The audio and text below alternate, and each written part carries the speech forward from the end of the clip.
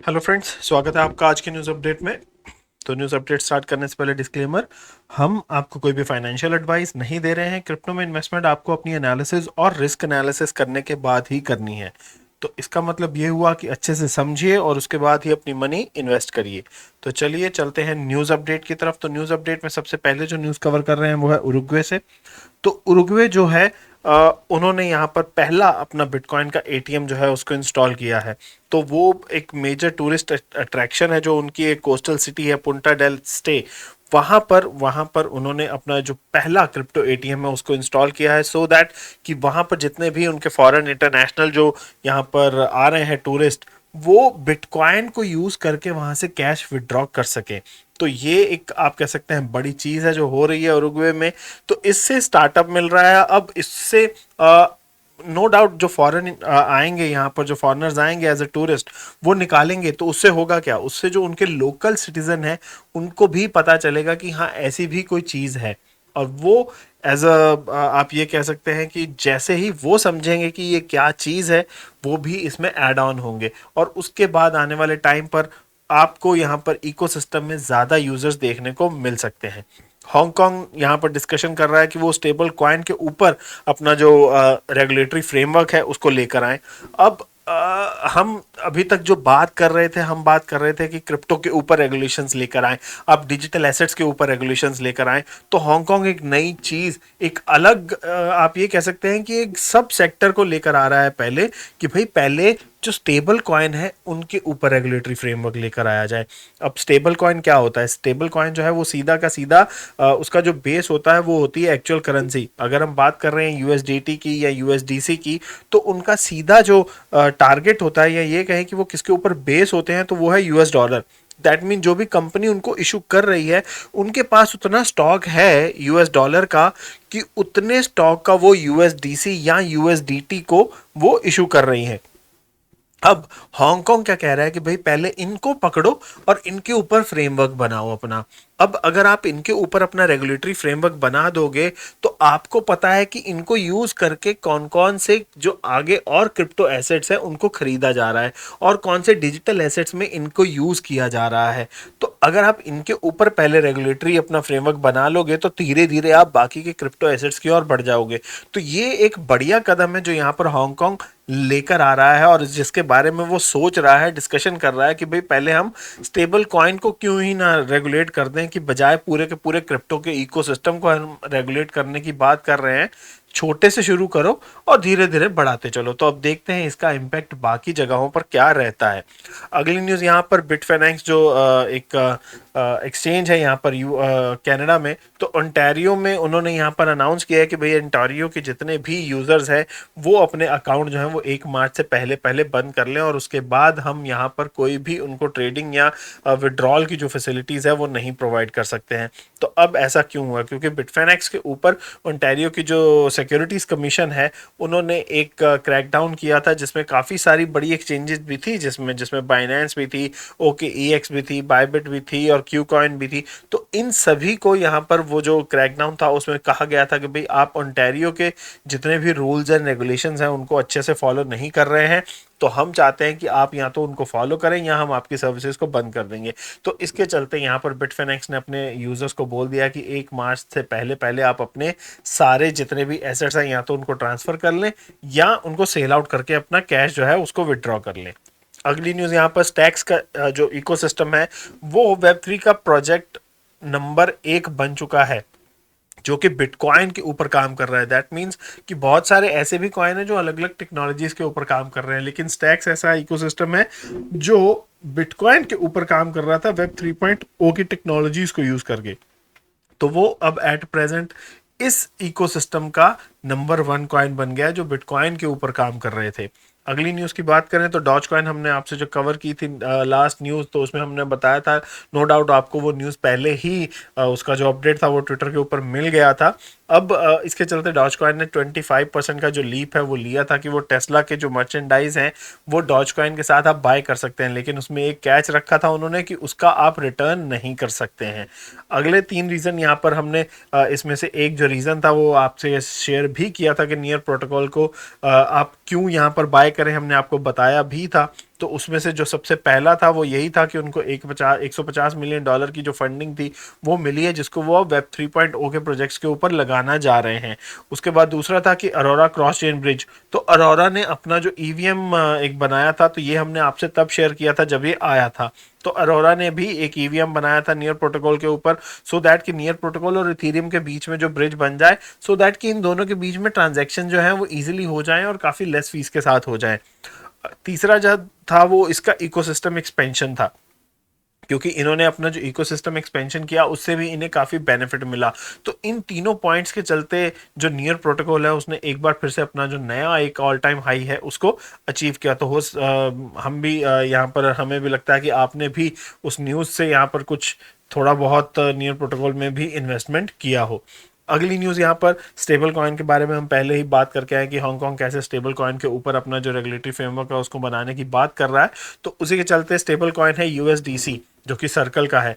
तो उनकी एक तरीके से अगर यहाँ पर देखें तो जो टोटल सप्लाई है, जो इशुएंस यहाँ पर यूएसडीसी की हो रही है, वो अब यूएसडीटी से ज़्यादा हो गई है। अभी तक क्या था, यूएसडीटी ज़्यादा था यूएसडीसी से मार्केट में।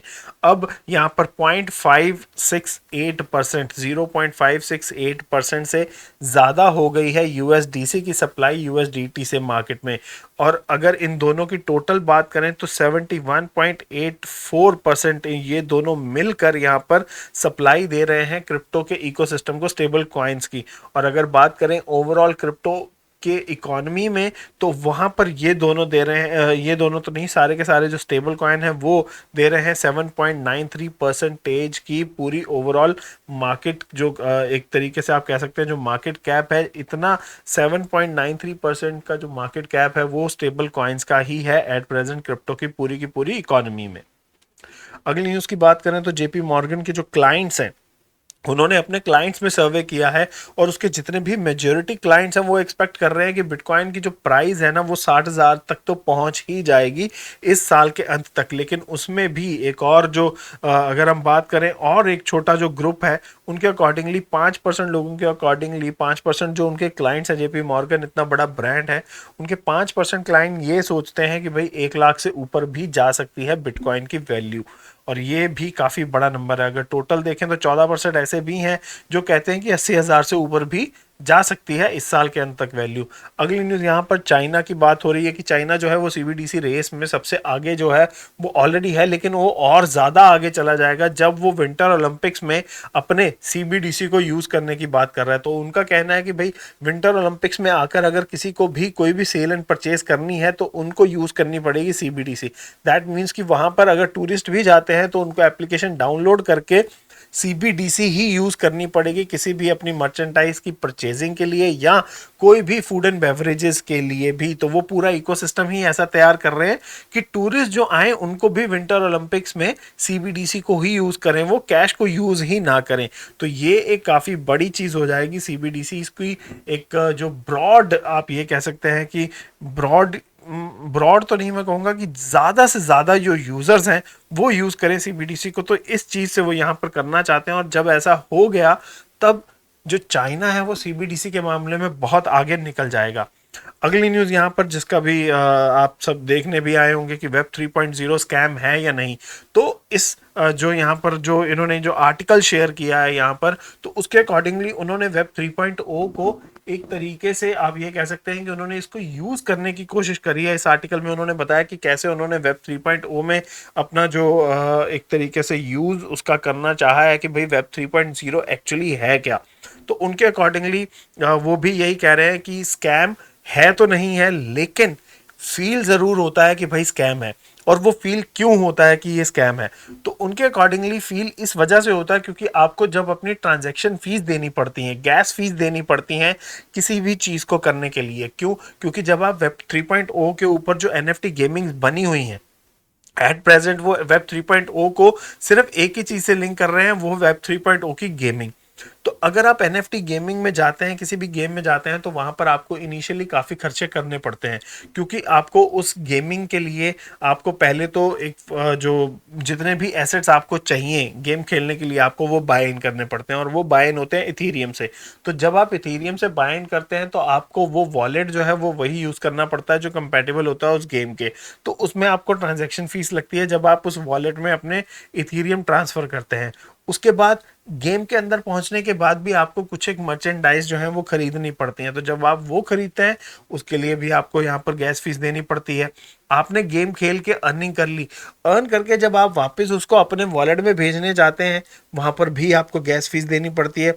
फिर वहां से आप अपने एक्चुअल वॉलेट में लेके आते हैं जहां से आप उसको सेल आउट करके फिएट में ले सकते हैं।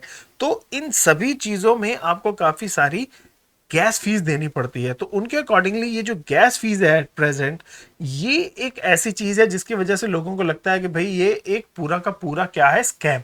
तो एक्चुअल में ये स्कैम है नहीं, बट फील लाइक कि स्कैम है। तो बेटर वही है आप तभी जाएं जब आपको प्रॉपर नॉलेज हो, या आप एक ऐसा प्लेटफॉर्म चूज करें जिसमें कि गैस फीस बहुत ही लो हो।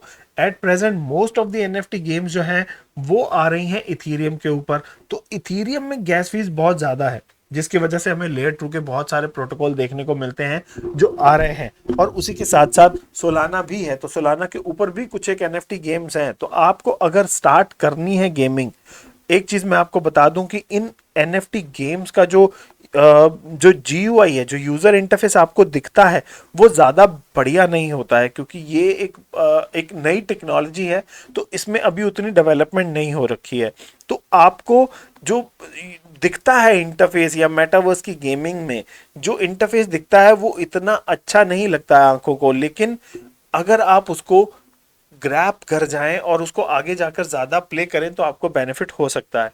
तो मैं यही आपको बोलूँगा कि इथीरियम के ऊपर बेस्ड जितनी भी गेमिंग्स हैं, अगर अब आप उसमें जाएंगे एट प्रेजेंट उसमें बहुत सारी गैस फीस इन्वॉल्व हो चुकी है, और अभी वो फ्री में कुछ भी नहीं दे रहे हैं। इनिशियल लेवल पे उन्होंने स्टार्ट जब किया था तो उन्होंने फ्री में दिया था, तो उस टाइम जितने भी यूज़र एड ऑन हो गए वो बेनिफिट में है एट प्रेजेंट। लेकिन अब अगर आपको नया जाना है तो आप उस फ्रेमवर्क की, उस ब्लॉकचेन की टेक्नोलॉजी के ऊपर बनी गेम में जाएं जहां पर गैस फीस बहुत ही कम है। तो फ्रेंड्स, ये थी हमारी आज की न्यूज़ अपडेट। आपके लिए कैसी लगी ज़रूर बताइएगा, और उसी के साथ साथ चैनल को भी सब्सक्राइब करें आपने अगर अभी तक नहीं किया है, और बेल नोटिफिकेशन का आइकन ज़रूर दबाया करिए ताकि आपको वीडियो के नोटिफिकेशन टाइमली मिलते रहें। और लाइक्स जो हैं वो मैं देख रहा हूँ कि भाई आजकल बहुत कम हो रहे हैं, व्यूज़ भी बहुत कम है, लेकिन उसी के साथ साथ लाइक्स में भी और ज़्यादा डाउनफॉल है। तो मतलब यही लगता है कि जो लोग देख रहे हैं वो लाइक नहीं कर रहे हैं। तो प्लीज़ वो भी करिए, हमें मोटिवेशन मिलता है। तो मिलेंगे अब आपसे अगले न्यूज़ अपडेट में, तब तक के लिए थैंक यू वेरी मच।